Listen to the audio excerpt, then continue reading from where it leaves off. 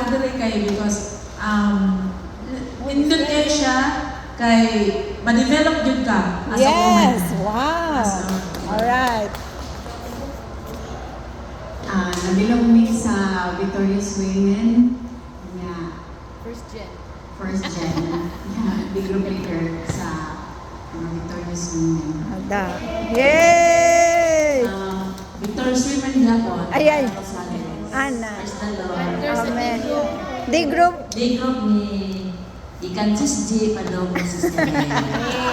Mga prutas, mga prutas. Lula. Ako, nabilong ko sa akong leader na prayer warrior.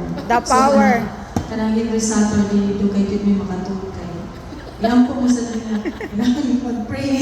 So, pag hindi may mag-pray, so doon kayo may katulog. Kinsa na yung mong group leader? Si Mr. Gigi. Alright. Under ni ko sa D-group Kasi mong Ma'am name, Gigi. oy, Ako name. Si Abby. Under ni sa D-group ni Ma'am Gigi. Dili mi mahimong kabalong mo tuon, kung dili mi dugkalon.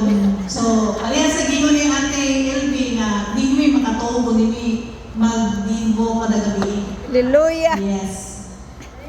Praise God. Ako sa Virginia, under ko si Sister Derek. Power ay.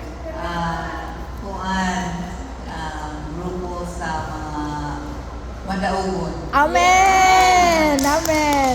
Hello tanan, Ate Lucy. Ah. I'm learning Mount Lorimel. Our grupo is called Sugak. And we meet every Tuesday. Weekdays kay more may available time for the weekdays. Sa bang. I'm here kay I really want to Yeah. Yay. Ako originally under sa ni Ate J. Karon himo mo leader. Aha. Ako ra ang handle ko sa mga bisa, mga mothers. Power. Yes. I am under Ate Daisy's lead group and I am Maika. And then among grupo, I can describe Ate Daisy as a gentle leader. My name is Charlotte Barda. I'm under Ate Gigi's D group, Prayer Warrior. Wow. As Dili in. ka maghibaw mo declare, wag wala ka na under. Grabe declaration ni si Ate Gigi. Takdan dyan, no? Matakdan dyan. Kag-declare. Amen. Amen. Declare. Yes.